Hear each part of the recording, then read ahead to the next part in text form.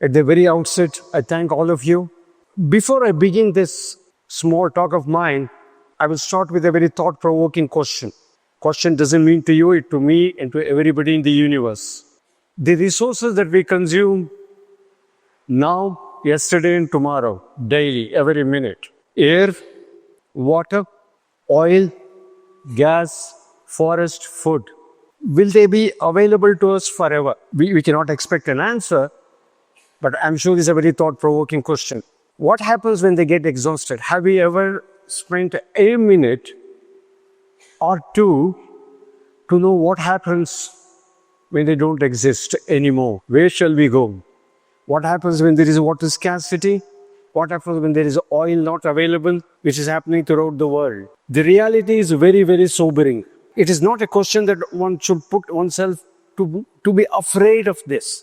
But there is a solution today. So ladies and gentlemen, today I'm going to talk about what is that intelligence called circular economy. I live in Mumbai and I am a sustainability enthusiast. And I also do a lot of circular economy strategist. So, what do you mean by circular economy? It's not a philosophy. It is not just an idea. It is all embedded in our daily life. It's a regenerative and reproductive and reinventive method. It is not fixed or restricted to one's life or one country or one word. It is universal. If there's a shortage of something in somewhere in the world, we will feel it here. How do we get out of this exhaustive mindset? People say recycling.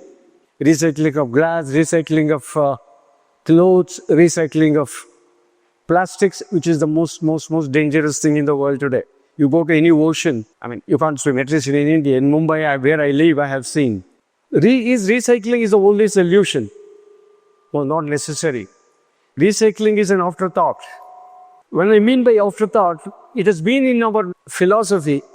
I don't mean just Hindu philosophy. It is there in many cultures, many philosophies, that recycling and reuse has been in our blood.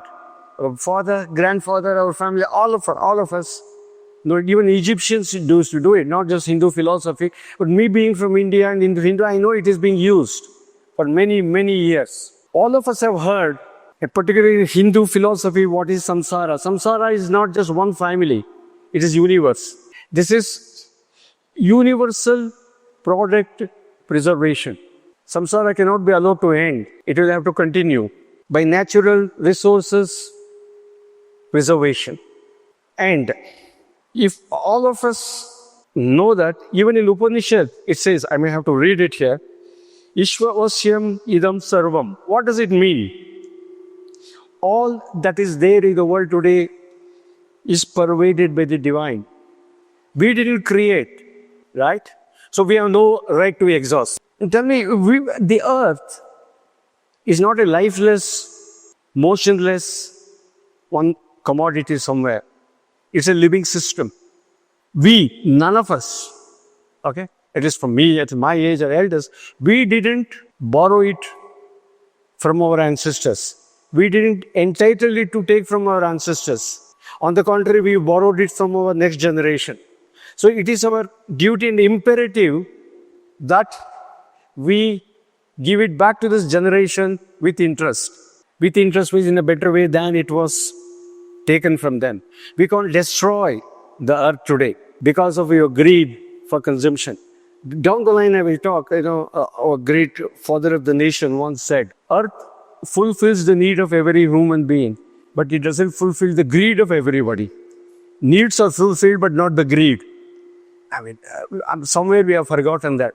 I want to have 3 cars, why not 4 cars? Why not 3 mobile phones, not 4 mobile phones? The purchasing power has created more issues, I think. I don't want to divert there.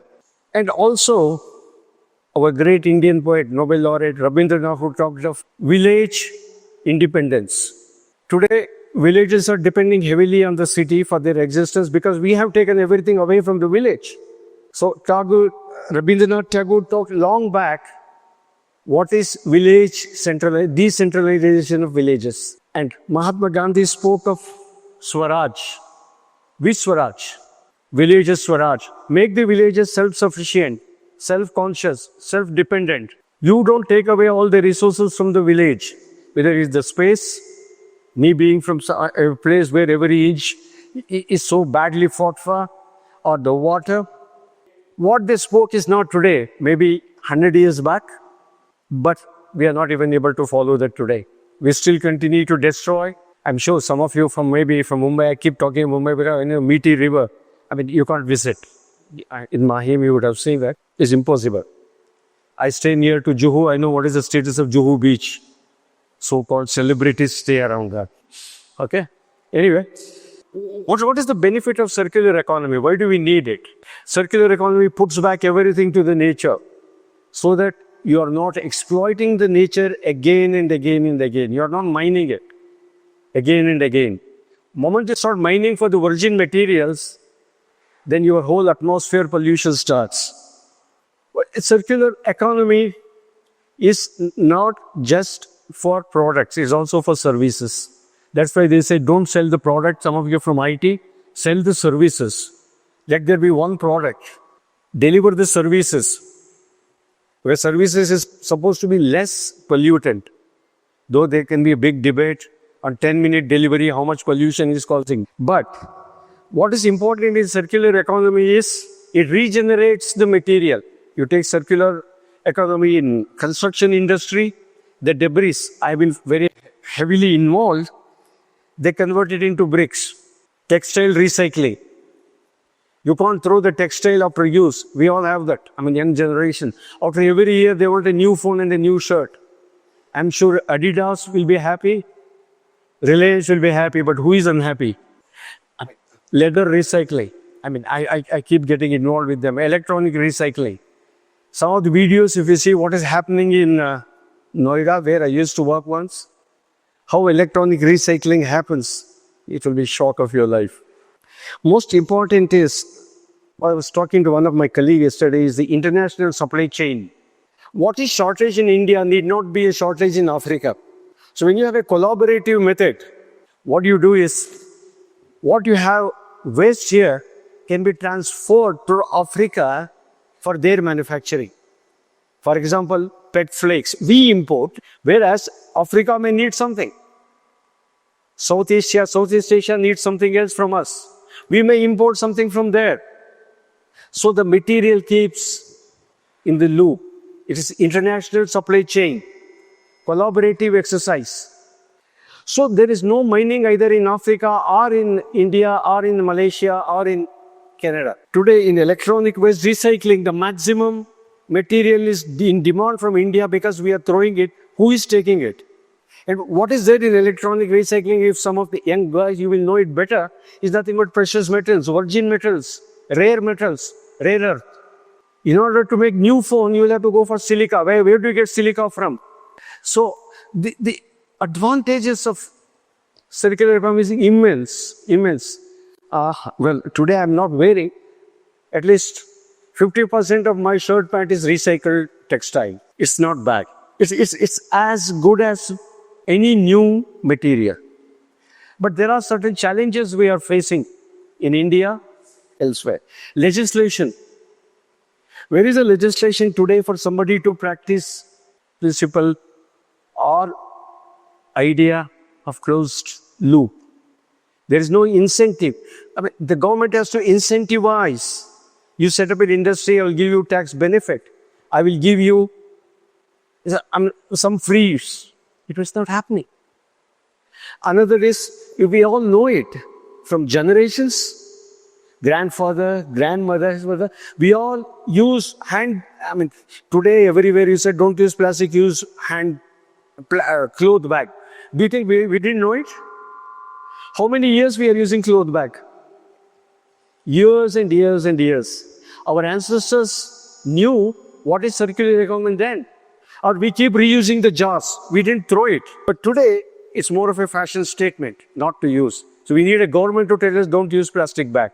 And they charge 5 rupees or 10 rupees in supermarkets. But why we have failed? Where is the awareness? One is the legislation. We are aware, but where is the mass awareness?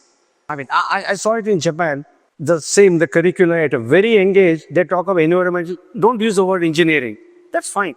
So catch them air. impressionable mind. It doesn't take much time later. Gentlemen, we all have heard. What is circular economy is, how many times you have heard? Actually, I've heard many times, all of you. Punarapi Jananam and Punarapi Maranam. What does it mean at the end? That will take birth again, that will come back. And we have believed it for years. And today we are talking, we have to hear from Westerners that what is rebirth of technology. We all heard it, right? Rebirth, reborn, again come back. The loop goes on and on and on, right? It doesn't end here. Unless you want to make an end. Unless you want to kill it. Otherwise, it won't die on its own. Everything has a lifespan, time span. I can't consume all the time here. I need to give that stage to others. Otherwise, I will be consuming the complete stage. Gentlemen, I only end by saying it should be reawakening. We all need to make a pledge that from tomorrow I don't waste anything. There are recyclers, there are refurbishers. So somebody was talking about cloth recycling yesterday. I said, I can talk to them in Mumbai where I stay. They will take old clothes. Not necessarily to recycle it. It can be clean. It can be donated. I'm heavily involved in some of the recycling. Otherwise, converted into yarn. Reliance is more than ready to take the yarns from recycled material. So, ladies and gentlemen and young boys and girls, I'm moving away with a pledge that we will do it. There is one symbol of circular economy that giving me a lot of hope. I'm leaving the stage with a lot of questions than answers. Thank you all.